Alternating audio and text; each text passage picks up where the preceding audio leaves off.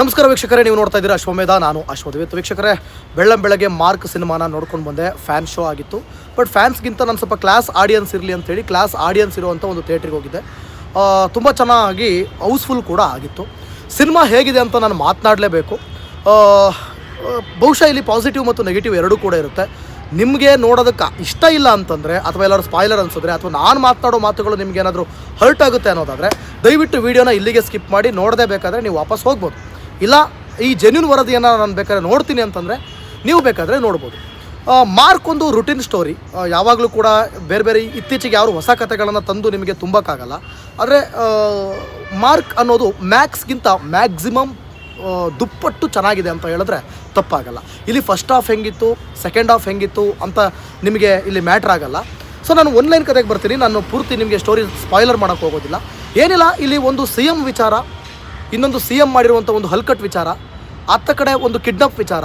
ಈ ಕಿಡ್ನಾಪ್ ಮತ್ತು C M ಆಗೋ ವಿಚಾರ, ಆ ಸಿ ಎಮ್ ಮಾಡಿರೋ ಹಲ್ಕಟ್ ವಿಚಾರ, ಇವೆರಡು ಲಿಂಕ್ ಆಗಿ ಅಲ್ಲಿ ಮಾರ್ಕ್ ಎಂಟ್ರಿ ಆದಾಗ ಆ ಕಿಡ್ನಾಪ್ ಆದವ್ರನ್ನ ಕಾಪಾಡೋದು ಮತ್ತು ಇವನು ಸಿ ಎಮ್ ಆಗೋದನ್ನು ತಪ್ಪಿಸೋದು, ಆ ಹಲ್ಕಟ್ ವಿಚಾರನ ಬಯಲು ಮಾಡಿ ಅದಕ್ಕೆ 18 ಗಂಟೆಗಳಲ್ಲಿ ಏನೆಲ್ಲ ಮಾಡ್ಬೋದು ಅದನ್ನು ನೀವು ಥಿಯೇಟ್ರಲ್ಲೇ ಕುತ್ಕೊಂಡು ನೋಡಬೇಕಾದಂಥ ಸಿನಿಮಾ.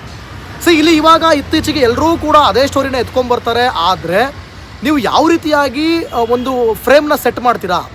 ಈಗ ಟೈಟ್ ಸ್ಕ್ರೀನ್ ಪ್ಲೇ ಅಂತ ಹೇಳ್ತಾರೆ. ಏನದು ಟೈಟ್ ಸ್ಕ್ರೀನ್ ಪ್ಲೇ ಅಂತಂದರೆ, ಸೊ ನೀವು ಒಂದು ಕುತ್ಕೊಂಡು ಒಂದು ಸಿನಿಮಾ ನೋಡ್ತೀರಾ ಅಂತಂದರೆ ನಿಮಗೆ ಕತ್ತು ಆ ಕಡೆ ಈ ಕಡೆ ಹೊಳಬಾರ್ದು, ಕೈ ಮೊಬೈಲ್ ಫೋನಿಗೆ ಹೋಗಬಾರ್ದು, ಒಂದೇ ದೃಷ್ಟಿ ಇರಬೇಕು. ಈಗ ಹೆಂಗೆ ಅಂದರೆ, ಈಗ ಕುದುರೆಗೆ ಅಥವಾ ಎತ್ತುಗಳಿಗೆ ಕೆಲಸ ಮಾಡಬೇಕಾದ್ರೆ ನೀವೇನು ಈ ಇದು ಹಾಕಿರ್ತೀರಲ್ಲ, ನೀವು ಗುರಿ ಅಂತ ಹೇಳ್ತಾರಲ್ಲ, ಅದನ್ನು ಹಾಕಿರ್ತೀರಲ್ಲ, ಹಾಗೆ ಎಲ್ಲೂ ಆ ಕಡೆ ತಿರುಗಬಾರ್ದು. ಆ ರೀತಿಯಾದ ಒಂದು ವೈಬ್ ಕ್ರಿಯೇಟ್ ಮಾಡ್ತಾ ಮಾರ್ಕ್ ಅಂತಂದರೆ ಹೌದು 100% ಕ್ರಿಯೇಟ್ ಮಾಡ್ತು ಅಂತಲೇ ಹೇಳ್ಬೋದು. ಮ್ಯಾಕ್ಸ್ ಸಿನಿಮಾನ ನೀವು ಇಲ್ಲಿ ಕಂಪೇರ್ ಮಾಡ್ಕೊಂಡ್ಬಂದರೆ ಮ್ಯಾಕ್ಸಿಮಮ್ ದುಪ್ಪಟ್ಟು ಎಕ್ಸ್ಪೀರಿಯನ್ಸನ್ನು ನೀವು ನೋಡ್ಬೋದು. ಮ್ಯಾಕ್ಸ್ ಸಿನಿಮಾದಲ್ಲಿ ನಿಮಗೆ ಅಲ್ಲೂ ಕೂಡ ಒಬ್ಬ ಸಸ್ಪೆಂಡ್ ಆಗಿರುವಂಥ ಪೊಲೀಸ್ ಕೇವಲ ಒಂದು ವಿಚಾರಕ್ಕೆ ಹೋರಾಟ ಮಾಡ್ತಾನೆ, ಒಂದು ನೈಟ್ ಪೂರ್ತಿ. ಇಲ್ಲಿ ಸುಮಾರು 18 ಗಂಟೆಗಳ ಕಾಲ, ಅಂದರೆ ಸೆಕೆಂಡ್ ಹಾಫ್ ಆದಮೇಲೆ ಆ 18 hours ಅನ್ನುವಂಥ ಒಂದು ಕಾನ್ಸೆಪ್ಟ್ ಶುರುವಾಗುತ್ತೆ. ಆ 18 ಗಂಟೆಗಳಲ್ಲಿ ಸುದೀಪ್ಗೆ ಎದುರಾಗುವಂಥ ಚಾಲೆಂಜಸ್, ಸುದೀಪ್ ಕ್ರಿಯೇಟ್ ಮಾಡುವಂಥ ಒಂದು ವೈಬ್, ಆತನ ಆ್ಯಕ್ಟಿಂಗ್, ಪ್ರತಿಯೊಂದು ಕೂಡ ನೋಡುಗರ ಮನ ನವಿಲೇರಿಸುತ್ತೆ. ಸೊ ಅಷ್ಟು ಅದ್ಭುತವಾಗಿ ಈ ಒಂದು ಸಿನಿಮಾ ಮೂಡಿ ಬಂದಿದೆ ಅಂತ ಹೇಳ್ಬೋದು. ಸೊ ಯಾಕೆ ಕಿಚ್ಚ ಸುದೀಪ್ ಅವರು ಈ ವಿಜಯ್ ಕಾರ್ತಿಕೇಯ ಡೈರೆಕ್ಷನಲ್ಲಿ ಇನ್ನೊಂದು ಸಿನಿಮಾಗೆ ಒಪ್ಕೊಂಡ್ರು ಅಂತಂದರೆ ಈ ಕಾರಣಕ್ಕೆ ಅಂತ. ಕೆಲವ್ರದ್ದು ಆರೋಪ ಇತ್ತು, ಕನ್ನಡದ ಡೈರೆಕ್ಟರ್ಗಳ ಜೊತೆ ಯಾಕೆ ಮಾಡ್ತಿಲ್ಲ ಅಂತ.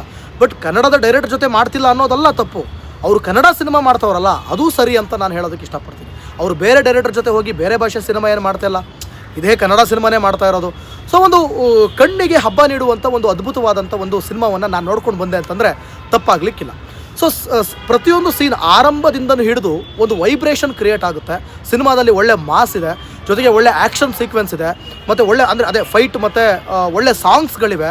ಇರೋದು 3 ಸಾಂಗ್ಸು. ಆ 3 ಸಾಂಗ್ಸ್ನು ಕೂಡ ನಾನು ಯೂಶ್ವಲಿ ನಾನು ಹೇಳ್ತಾ ಇರ್ತೀನಿ, ಆ ಸಾಂಗ್ ಪ್ಲೇಸ್ಮೆಂಟ್ನ ಎಲ್ಲೆಲ್ಲೋ ಮಾಡಿಬಿಟ್ಟಿರ್ತಾರೆ, ಒಂದಕ್ಕೊಂದಕ್ಕೆ ಸಂಬಂಧನೇ ಇರಲ್ಲ, ಅಥವಾ ಇನ್ನೇನೋ ನಾವು ನೋಡ್ತಾ ಇರ್ತೀವಿ, ಇನ್ನೇನೋ ಆಗುತ್ತೆ ಅನ್ನೋಷ್ಟೊಳಗೆ ಅಲ್ಲೊಂದು ಸಾಂಗ್ ತಂದುಬಿಟ್ಟು ಬೋರಿಂಗ್ ಇಡಿಸ್ಬಿಟ್ಟಿರ್ತಾರೆ. ಬಟ್ ಇಲ್ಲಿ ಆ ಥರ ಇಲ್ಲ. ಎಲ್ಲಿ ಸಾಂಗ್ ಇರಬೇಕು ಅಲ್ಲೇ ಸಾಂಗ್ ಇದೆ. ದಾದಾ ಯಾರು ಗೊತ್ತಾ ಸಾಂಗ್, ಅದನ್ನು ಸ್ಟಾರ್ಟಿಂಗ್ ಓಪನಿಂಗಲ್ಲೇ ತೊಗೊಂಡು ಬಂದಿದ್ದಾರೆ. ಆಮೇಲೆ ಮಸ್ತು ಮಲೈಕ ಸಾಂಗಲ್ಲಿ ಸ್ಟೋರಿನೇ ಇದೆ. ಸೊ ಮಸ್ತು ಮಲೈಕ ಸಾಂಗ್ ನಿಮಗೆ ಬೋರಿಂಗ್ ಅಂತ ಅನ್ಸಲ್ಲ, ಯಾಕಂದರೆ ಆ ಸಾಂಗಲ್ಲಿ ಸ್ವಲ್ಪ ಸ್ಟೋರಿ ಕ್ಯಾರಿ ಆಗುತ್ತೆ. ಆಮೇಲೆ ಮಹಾಕಾಳಿ ಸಾಂಗ್ ಅಂತೂ ನಿಜವಾಗ್ಲೂ ಗೂಸ್ ಬಂಪ್ಸ್ ಅಂತ ಹೇಳಿದ್ರೆ ತಪ್ಪಾಗಲಿಕ್ಕೆ ಇಲ್ಲ. ಅಷ್ಟು ಅದ್ಭುತವಾಗಿ ಆ ಮಹಾಕಾಳಿ ಸಾಂಗ್ಸು ತುಂಬ ಚೆನ್ನಾಗಿ ಮಾಡಿದ್ದಾರೆ. ಈ ಸಿನಿಮಾವನ್ನು ಕೇವಲ 6 ತಿಂಗಳಲ್ಲಿ ಶೂಟ್ ಮಾಡಿ 7ನೇ ತಿಂಗಳಲ್ಲಿ ರಿಲೀಸ್ ಮಾಡಿದ್ದಾರೆ. ಬಹುಶಃ ಜೂನಲ್ಲಿ ಈ ಸಿನಿಮಾ ಶುರುವಾಗಿದ್ದು, ಸೊ ಡಿಸೆಂಬರ್ನಲ್ಲಿ ರಿಲೀಸ್ ಆಯಿತು ಅಂತಂದರೆ ಅಷ್ಟು ಅದ್ಭುತವಾಗಿ ಕಟ್ಕೊಟ್ಟಿದ್ದಾರೆ ಸಿನಿಮಾನ ಅಂತಂದರೆ ನೆಕ್ಸ್ಟ್ ಲೆವೆಲ್ ಅಂತಲೇ ಹೇಳ್ಬೋದು. ಕೆಲವೊಂದು ಫ್ಯಾನ್ಸ್ಗಳು ಇಷ್ಟಪಡುವಂಥ ಒಳ್ಳೊಳ್ಳೆ ಡೈಲಾಗ್ಗಳಿದ್ದಾವೆ. ಆಮೇಲೆ ಫ್ಯಾನ್ಸ್ಗಳು ಹಬ್ಬ ಮಾಡಲಿಕ್ಕೆ, ಅಂದರೆ ಫ್ಯಾನ್ಸ್ಗೆ ಅಂತ ನಾನು ಈ ಪಾಯಿಂಟನ್ನು ನಾನು ತೊಗೋತಾ ಇದ್ದೀನಿ. ಫ್ಯಾನ್ಸ್ಗಳಿಗೆ ಅಂತಲೇ, ಫ್ಯಾನ್ಸ್ ಸೆಲೆಬ್ರೇಟ್ ಮಾಡೋದಕ್ಕೆ ಅಂತಲೇ ಒಂದಷ್ಟು ಡೈಲಾಗ್ಗಳಿದ್ದಾವೆ, ಆ್ಯಕ್ಷನ್ ಸೀಕ್ವೆನ್ಸ್ ಇದೆ. ಮತ್ತು ಪ್ರತಿಯೊಂದು ಆ್ಯಕ್ಷನ್ ಸೀಕ್ವೆನ್ಸ್ಗೂ ಕೂಡ ನಿಖರವಾದ ಕಾರಣ ಇದೆ. ಸುಮ್ಮನೆ ಏನೋ ಬರಬೇಕು, ಯಾರೋ ಬಂದ ಅವನನ್ನು ಹೊಡೆದೆ ನಾನು ಆಮೇಲೆ ಕಾಪಾಡಿದೆ, ಅದೆಲ್ಲ ಏನಿಲ್ಲ.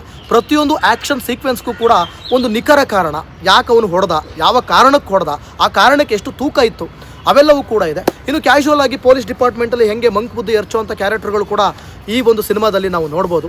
ಸೊ ಸುದೀಪ್ ಸಸ್ಪೆನ್ಷನಲ್ಲಿ ಯಾರಿದ್ರು, ಸಸ್ಪೆಂಡ್ ಆಗಿದ್ದವ್ರು ಮಾತ್ರ ಇಲ್ಲಿ ನಿಯತ್ತಾಗಿರುವಂಥ ಪೊಲೀಸ್ನವರು, ಡ್ಯೂಟಿಲಿರೋ ಪೊಲೀಸ್ನವರು ಯಾವ ರೀತಿ ಗೇಮ್ ಆಡ್ತಿರ್ತಾರೆ ಅನ್ನೋದು ಇದೆಲ್ಲವನ್ನು ಕೂಡ ನಾವು ನೋಡ್ಬೋದು. ಸಾಕಷ್ಟು ಎಲಿಮೆಂಟ್ಸು ನಿಮಗೆ ಮ್ಯಾಕ್ಸಲ್ಲಿ ಅದೇ ಹೇಳೋದಲ್ಲ, ಒಂದು ನೈಟಲ್ಲಿ ಕೇವಲ ಒಂದು ಎಲಿಮೆಂಟು, ಇಲ್ಲಿ ತುಂಬ ಎಲಿಮೆಂಟ್ಗಳು ಆ್ಯಡ್ ಆಗ್ತಾ ಹೋಗುತ್ತೆ. ಆಮೇಲೆ ಯೂಶ್ವಲಿ ನೀವು ಟ್ರೈಲರಲ್ಲಿ ಒಂದು ಡೈಲಾಗ್ ನೋಡಿರ್ಬೋದು, ದಮ್ ಹೊಡೆಯೋದನ್ನ ನಿಲ್ಲಿಸಬೇಕು ಗುರು ಅಂತ ಹೇಳಿರುವಂಥ ಡೈಲಾಗು. ಅದು ಯಾಕೆ ಅಂತೇಳಿ ಈ ಸಿನಿಮಾದಲ್ಲಿ ನಿಮಗೆ ಗೊತ್ತಾಗುತ್ತೆ. ಆ್ಯಕ್ಚುಲಿ ಕ್ಲೈಮ್ಯಾಕ್ಸ್ನಲ್ಲಿ ಯಾಕೆ ನೀವು ಸಿಗರೇಟ್ ಸೇದೋದನ್ನ ಬಿಡಬೇಕು, ಯಾಕೆ ಸಿಗರೇಟ್ ಸೇದಬಾರ್ದು ಅನ್ನೋದನ್ನ ಭಾಳ ಒಂದೇ ಒಂದು ಸೀನಲ್ಲಿ, ಅಂದರೆ ಒಂದು 3 ಮಿನಿಟ್ಸಲ್ಲಿ ಸಿಗರೇಟ್ ಯಾಕೆ ಸೇದಬಾರ್ದು ಅನ್ನೋದನ್ನು ಭಾಳ ಚೆನ್ನಾಗಿ ಡೈರೆಕ್ಟರ್ ತೋರಿಸಿದ್ದಾರೆ ಅಂತ ಹೇಳಿದ್ರೆ ತಪ್ಪಾಗಲಿಕ್ಕಿಲ್ಲ. ಅದು ಸುದೀಪ್ ಮೇಲೆ ಹಾಕಿರೋದು, ಅದು ಅಂಥ ದೊಡ್ಡ ಸ್ಟಾರ್ ನಟನ ಮೇಲೆ ಅದನ್ನು ಫೋಕಸ್ ಮಾಡಿರೋದು. ಅಂಥ ದೊಡ್ಡ ಸ್ಟಾರ್ ನಟನೇ ದಮ್ ಹೊಡಿಬಾರ್ದು ಅಂತ ಹೇಳೋ ಡೈಲಾಗ್ ಇದೆಯಲ್ಲ, ನಿಜವಾಗ್ಲೂ ಅದಕ್ಕೊಂದು ತೂಕ ಇದೆ. ಇದು ಆ್ಯಕ್ಚುಲಿ ಫ್ಯಾನ್ಸ್ಗಳಿಗೆ ಒಬ್ಬ ನಟ ಕೊಡುವಂಥ ಸಂದೇಶ ಹೆಂಗಿರುತ್ತೆ ಅನ್ನೋದು ಈ ಒಂದು ಮುಖಾಂತರ ಗೊತ್ತಾಗ್ತಾ ಹೋಗುತ್ತೆ. ಸೊ ಈಗ ನೀವು ಡೆವಿಲ್ ಸಿನಿಮಾ ನೋಡಿದರೆ, ಡೆವಿಲ್ ಸಿನಿಮಾದಲ್ಲೂ ಕೂಡ CM ಆಗೋದಕ್ಕೆ ಯಾವ ರೀತಿ ಒಂದು ಚಾಲೆಂಜಸ್ಗಳು ಫೇಸ್ ಆಗುತ್ತಲ್ಲ, ಇಲ್ಲೂ ಒಬ್ಬ ವಿಲನ್ಗೆ CM ಆಗೋದಕ್ಕೆ ಚಾಲೆಂಜಸ್ ಫೇಸ್ ಆಗುತ್ತೆ. ಆದರೆ ಆ CM ಆಗೋಕ್ಕೆ ಹೊರಟಿರೋನು ಎಷ್ಟು ಕಚಡ ಅನ್ನೋದನ್ನು ಆ ಸಿನಿಮಾದಲ್ಲಿ ತೋರಿಸಿರೋದು. ಆ ಕಚಡ ಹೆಂಗೆ ಕಿಡ್ನಾಪ್ ಕೇಸಿಗೆ ಲಿಂಕ್ ಆಗುತ್ತೆ, ಅವ್ನು ಮಾಡಿದಂಥ ಒಂದು ಕಚಡ ಕೆಲಸದ ಒಂದು ವಿಡಿಯೋ ಹೆಂಗೆ ಕಿಡ್ನಾಪ್ ಕೇಸಿಗೆ ಲಿಂಕ್ ಆಗಿ ಹೆಂಗೆ ಅದನ್ನು ಚಾಲೆಂಜಸ್ ಫೇಸ್ ಮಾಡ್ತಾರೆ ಅನ್ನೋದೇ ಒಂದು ಭಾಳ ಹೈಲೈಟ್ ಅಂತಲೇ ಹೇಳ್ಬೋದು ಈ ಸಿನಿಮಾದಲ್ಲಿ. ಸೊ ಸಿನಿಮಾ ಒಂದು ಮಾರ್ಕ್ ಸೆಟ್ ಮಾಡುತ್ತೆ ಅನ್ನೋ ಒಂದು ವಿಶ್ವಾಸದಲ್ಲಿ ಫ್ಯಾನ್ಸ್ ಕೂಡ ಇದ್ದಾರೆ. ನನಗೂ ಕೂಡ ಹಾಗೆ ಅನಿಸಿದೆ. ತುಂಬ ಚೆನ್ನಾಗಿದೆಯಾ, ತುಂಬ ಅಲ್ಟಿಮೇಟ್ ಅಂತ ಏನಲ್ಲ, ಹಾಗಂತ ತೀರಾ ಖರಾಬು ಆ ಥರನೂ ಏನಲ್ಲ, ಒಂದು ಡೀಸೆಂಟ್ ವಾಚ್ ಅಂತ ಹೇಳ್ಬೋದು. ನೋಡುಗರಿಗೆ ಇಷ್ಟ ಆಗುತ್ತೆ. ಸೊ ಒಂದು ಹಿಟ್ ಅಂತ ಹೇಳ್ಬೋದು. ಬ್ಲಾಕ್ ಬಸ್ಟರ್ ಅನ್ನೋ ಒಂದು ಟೈಟಲ್ನ ಅದಕ್ಕೆ ಕೊಡ್ಬೋದು. ಅದನ್ನು ಮುಂದಿನ ದಿನಗಳಲ್ಲಿ ನಾವು ನೋಡ್ತಾ ಹೋಗೋಣ. ಸೊ ಬುಕ್ಕಿಂಗ್ಸ್ ಎಲ್ಲ ಸ್ವಲ್ಪ ಡಲ್ ಆಗಿತ್ತು ಅಂತ ಒಂದಷ್ಟು ಆರೋಪಗಳಿತ್ತು. ಬಟ್ ಈಗ ಸಿನಿಮಾ ಚೆನ್ನಾಗಿರೋದ್ರಿಂದ, ಒಳ್ಳೆ ಪಾಸಿಟಿವ್ ರೆಸ್ಪಾನ್ಸ್ ಬರ್ತಿರೋದ್ರಿಂದ ಮುಂದಿನ ದಿನಗಳಲ್ಲಿ ಬುಕ್ಕಿಂಗ್ ಆಗಬಹುದು. ಇನ್ನು ಈಗ ಇಷ್ಟೆಲ್ಲ ನೀವು ಪಾಸಿಟಿವ್ ಪಾಯಿಂಟ್ಸ್ಗಳನ್ನು ನೋಡಿದ್ರಿ. ಈಗ ನಾನು ನೆಗೆಟಿವ್ ಪಾಯಿಂಟ್ಸ್ಗೆ ಅಂತ ಈ ಸಿನಿಮಾದಲ್ಲಿ ಬರೋದಾದರೆ, ನೆಗೆಟಿವ್ ಪಾಯಿಂಟ್ಸ್ ಅಂತ ನನಗೆ ಸ್ಕ್ರೀನ್ ಪ್ಲೇಲಾಗಲಿ ಅಥವಾ ಒಂದು ಕ್ಯಾಮ್ರಾ ವರ್ಕಿಂಗಲ್ಲಾಗಲಿ ಇದರಲ್ಲೇನೂ ನನಗೇನು ಕಾಣಲಿಲ್ಲ. ನನಗೆ ನೆಗೆಟಿವ್ ಅಂತ ಅನಿಸಿದ್ದು ಒಂದೇ, ಅದು ಏನು ಅಂತಂದರೆ ಅದೇ ರೊಟೀನ್ ಸ್ಟೋರಿಗಳು, ಅದೇ ಡ್ರಗ್ಸು, ಅದೇ ಕಿಡ್ನಾಪು, ಅದೇ CM ಚಾಲೆಂಜಸ್ ಫೇಸ್ಗಳು ಬಿಟ್ಟರೆ ಹೊಸ ಸ್ಟೋರಿಗಳು ನಮ್ಮ ಕನ್ನಡ ಇಂಡಸ್ಟ್ರಿಗೆ ಅಥವಾ ಹೊಸತನ ಬರ್ತಾ ಇಲ್ಲ. ಅದು ಕಾಮನ್ ಅಂತ ನಾನು ಹೇಳ್ತೀನಿ. ಯಾಕಂತಂದರೆ ಈಗ ನೀವು ಸ್ಕ್ರೀನ್ ಪ್ಲೇಲೇ ಆಟ ಆಡಬೇಕು. ಯಾಕಂದರೆ ನೀವು ಎಷ್ಟೇ ಸ್ಟೋರಿಗಳು ತೊಗೊಬಂದರೂ ಯಾವುದಕ್ಕಾದ್ರು ಒಂದಕ್ಕೆ ಲಿಂಕ್ ಆಗಿರುತ್ತೆ. ಸೊ ಹೊಸ ಡೈರೆಕ್ಟ್ರು ಅಥವಾ ಹೊಸಬರು ಏನಾದರೂ ಹೊಸ ಸ್ಟೋರಿಗಳನ್ನ ತರಬೇಕಷ್ಟೇ, ಅದು ಬಿಟ್ಟರೆ ಬೇರೆ ಏನಿಲ್ಲ. ಇನ್ನು ಮ್ಯೂಸಿಕ್ ಅನ್ನೋ ವಿಚಾರಕ್ಕೆ ಬಂದರೆ ಚಚ್ಚಿ ಉಡಾಯಿಸ್ಬಿಟ್ಟಿದ್ದಾರೆ ಅಜನೀಶ್ ಲೋಕನಾಥ್ ಅಂತ ಹೇಳ್ಬೋದು. ಯಾಕಂತಂದರೆ ಅಲ್ಟಿಮೇಟ್ ಆಗಿ ಒಂದು BGMನ ಸೆಟ್ ಮಾಡಿದ್ದಾರೆ. ಸಾಂಗ್ನು ಕೂಡ ತುಂಬ ಚೆನ್ನಾಗಿದೆ. ದಾದಾ ಯಾರು ಗೊತ್ತಾ, ಸಾಂಗ್ಗೆ ಒಂದಷ್ಟು ಆರೋಪಗಳು ಕೇಳಿ ಬಂದಿತ್ತು, ಏನು ಒಂಥರ ಚೆನ್ನಾಗಿಲ್ಲ ಸಾಂಗ್ ಅಂತ. ಬಟ್ ಥಿಯೇಟ್ರಲ್ಲಿ ಕೂತ್ಕೊಂಡು ನೋಡೋದಕ್ಕೆ ತುಂಬ ಚೆನ್ನಾಗಿದೆ actually song. So Mahakali song ಆಗಿರ್ಬೋದು, ಮಲೈಕ ಸಾಂಗ್ ಆಗಿರ್ಬೋದು, ಎರಡೂ ಕೂಡ ಅದ್ಭುತ.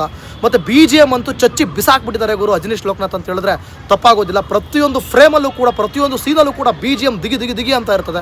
ಸೊ ಅಷ್ಟು ಅದ್ಭುತವಾಗಿ ಆ BGMನ ಕಟ್ಕೊಟ್ಟಿದ್ದಾರೆ. ಇನ್ನು ಕೇವಲ 6 ತಿಂಗಳಲ್ಲಿ ಇಷ್ಟು ಚೆನ್ನಾಗಿ ಕ್ಯಾಮ್ರಾ ವರ್ಕ್ ಮಾಡಿಕೊಂಡು, ಇಲ್ಲೂ ಕೂಡ ನೈಟ್ ಶೂಟ್ ಹೆಂಗೆ ಮ್ಯಾಕ್ಸಲ್ಲಿ ನೀವು ನೈಟ್ ಎಕ್ಸ್ಪೀರಿಯನ್ಸ್ ಮಾಡಿದ್ರಿ, ನೈಟ್ ವೀಡಿಯೋ ಶೂಟ್ನ, ಇಲ್ಲೂ ಕೂಡ ಡೇ ನಿಮಗೆ ಕಾಣೋಕ್ಕೆ ಸಿಗೋದಿಲ್ಲ ಅಷ್ಟೊಂದು. ಪ್ರತಿಯೊಂದು ಕೂಡ ನೈಟ್ ಶೂಟೇ ಇದೆ. ಎಲ್ಲೋ ಒಂದು 2-3 ಸೀನನ್ನು ಡೇ ಶೂಟ್ ಬರುತ್ತೆ. ಸೊ ನಿಮಗೆ ಆಫ್ಟರ್ ಇಂಟರ್ವಲ್ ನಿಮಗೆ 18 ಹಾರ್ಸಲ್ಲಿ ಆ ಮಕ್ಕಳನ್ನ ಕಾಪಾಡೋಕ್ಕೆ ಒಂದು ಸುದೀಪ್ ಅವರು ಮಾಡಿದಂಥ ಫೇಸ್ ಇದೆಯಲ್ಲ, ಅದೇ ಸಿನಿಮಾ ಅಲ್ಟಿಮೇಟ್ ಆಗಿತ್ತು. ಕ್ಲೈಮ್ಯಾಕ್ಸ್ ಬಗ್ಗೆ ಮಾತಾಡೋದಾದರೆ, ಈಗ ಪ್ರತಿಯೊಂದು ಕೂಡ ನಾವು ರಿವ್ಯೂ ಎಂಡಲ್ಲಿ ಕ್ಲೈಮ್ಯಾಕ್ಸ್ ಬಗ್ಗೆನೇ ಮಾತಾಡಬೇಕು. ಸೊ ಕ್ಲೈಮ್ಯಾಕ್ಸ್ ಅಂತ ಬಂದಾಗ ತುಂಬ ಚೆನ್ನಾಗಿ ಕಟ್ಕೊಟ್ಟಿದ್ದಾರೆ ಅಂತ ಹೇಳ್ಬೋದು. ತುಂಬ ಚೆನ್ನಾಗಿ ಏನಾಗುತ್ತೆ ಸೀಟ್ ಎಡ್ಜಲ್ಲಿ ಕುತ್ಕೊಂಡು ನೋಡುವಂಥ ಸಿನಿಮಾ. ಏನಾಗುತ್ತೆ ಗುರು ಲಾಸ್ಟಲ್ಲಿ, ಹಿಂಗಾದರೆ ಹೆಂಗೆ ಅಂತ ನಾವೇ ಏನೇನೋ ಕ್ಯಾಲ್ಕುಲೇಷನ್ ಹಾಕತ್ತಿರ್ತೀವಿ, ಆದರೆ ಅಲ್ಲೇನೋ ಕ್ಯಾಲ್ಕುಲೇಷನ್ ಮಿಸ್ ಆಗ್ತಾ ಇರುತ್ತೆ. ಸೊ ಅಷ್ಟು ಅದ್ಭುತವಾಗಿ ನಾವು ಇಲ್ಲಿ ಎಕ್ಸ್ಪೆಕ್ಟ್ ಮಾಡೋಕ್ಕೆ ಆಗಲ್ಲ. ನಾವು ಅನ್ಎಕ್ಸ್ಪೆಕ್ಟೆಡ್ಲಿ ಪ್ರತಿಯೊಂದು ಕೂಡ ನಾವಿಲ್ಲಿ ಎಕ್ಸ್ಪೆಕ್ಟ್ ಮಾಡ್ದೇ ಚಿತ್ರನ ಎಂಜಾಯ್ ಮಾಡ್ಬೋದು ಅಂತ ನನಗನ್ನಿಸ್ತಾ ಇದೆ. ಅದೇ ನೆಗೆಟಿವ್ ಅಂತಂದರೆ ರೊಟೀನ್ ಸ್ಟೋರಿ ಒಂದೇ, ಅದು ಬಿಟ್ಟರೆ ಬೇರೆ ರೀತಿಯಾದಂಥ ನೆಗೆಟಿವ್ ಇಲ್ಲ. ಆದರೆ ಇನ್ನೊಂದು ನನಗೆ ಬೇಜಾರಾದಂಥ ವಿಚಾರ, ಸ್ವಲ್ಪ ಕನ್ನಡ ಸಿನಿಮಾವನ್ನು ತೆಗೆಯುವಂಥ ಒಂದಷ್ಟು ಕಲಾವಿದರು ಕಮ್ಮಿ ಇದ್ದಾರೆ ಅಂತ ನನಗನ್ನಿಸ್ತು. ಆದಷ್ಟು ಸ್ವಲ್ಪ ತಮಿಳ್ನವರೇ ಜಾಸ್ತಿ ಇದ್ದಾರೆ. ಕನ್ನಡ ಕಲಾವಿದರಿಗೆ ಸ್ವಲ್ಪ ಆದ್ಯತೆ ಕೊಟ್ಟಿದ್ದರೆ ಇನ್ನೂ ಚೆನ್ನಾಗಿರ್ತಿತ್ತು ಅಂತ ನನಗನ್ನಿಸ್ತಾ ಇದೆ. ಸೊ ಅದು ಬಿಟ್ಟರೆ ಬೇರೆ ರೀತಿ ಏನು ನನಗೆ ಯಾವುದೇ ರೀತಿ ಇದಿಲ್ಲ. ಸೊ ಫಿಲಮ್ ಇಲ್ಲಿ ಫಸ್ಟ್ ಹಾಫ್ ಹೆಂಗೆ ಸೆಕೆಂಡ್ ಹಾಫ್ ಹೆಂಗೆ ಅಂತ ಹೇಳೋದಕ್ಕೆ ಬರೋದೇ ಇಲ್ಲ. ಫಸ್ಟಿಂದ ಹಿಡಿದು ಕೊನೆ ತನಕನೂ ಸಿನಿಮಾ ಒಂದು ವೇಲಿ ಕರ್ಕೊಂಡು ಹೋಗುತ್ತೆ ಅಂತ ಹೇಳಿದ್ರೆ ತಪ್ಪಾಗಲಿಕ್ಕಿಲ್ಲ. ಸೊ ಇದಿಷ್ಟು ನನ್ನ ರಿವ್ಯೂ ಆಗಿತ್ತು. ನೀವು ಸಿನಿಮಾನ ನೋಡಿದ್ರೆ ನಿಮಗೇನು ಅನ್ನಿಸ್ತು, ನೀವು ಕೂಡ ಕೂತ್ಕೊಂಡು ಕೆಳಗಡೆ ಕಮೆಂಟ್ ಮಾಡ್ಬೋದು. ಇದು ನನ್ನ ಜೆನ್ಯೂನ್ ರಿವ್ಯೂ ಆಗಿದೆ. ಇದರಲ್ಲಿ ನೀವು ಯಾರು ಏನು ಅನ್ಕೊಂಡ್ರೂ ಪರವಾಗಿಲ್ಲ. ಅದಕ್ಕೆ ನಾನು ಆರಂಭದಲ್ಲೇ ಹೇಳಿದ್ದೀನಿ, ನಿಮಗೆ ಇಷ್ಟ ಇದ್ದರೆ ವೀಡಿಯೋ ನೋಡಿ, ಇಲ್ಲ ಅಂದರೆ ನಿಮ್ಮ ಇಷ್ಟ. ಇನ್ನೂ ಕೂಡ ಯಾರು ಸಬ್ಸ್ಕ್ರೈಬ್ ಮಾಡ್ಕೊಡಿಲ್ಲ ಅಂದರೆ ಈ ಕೂಡಲೇ ಸಬ್ಸ್ಕ್ರೈಬ್ ಮಾಡ್ಕೊಳ್ಳಿ. 45 ಸಿನಿಮಾದ ಅಪ್ಡೇಟ್ ಒಂದಿಗೆ ಮತ್ತೆ ಸಿಗ್ತೀನಿ. ನಮಸ್ಕಾರ.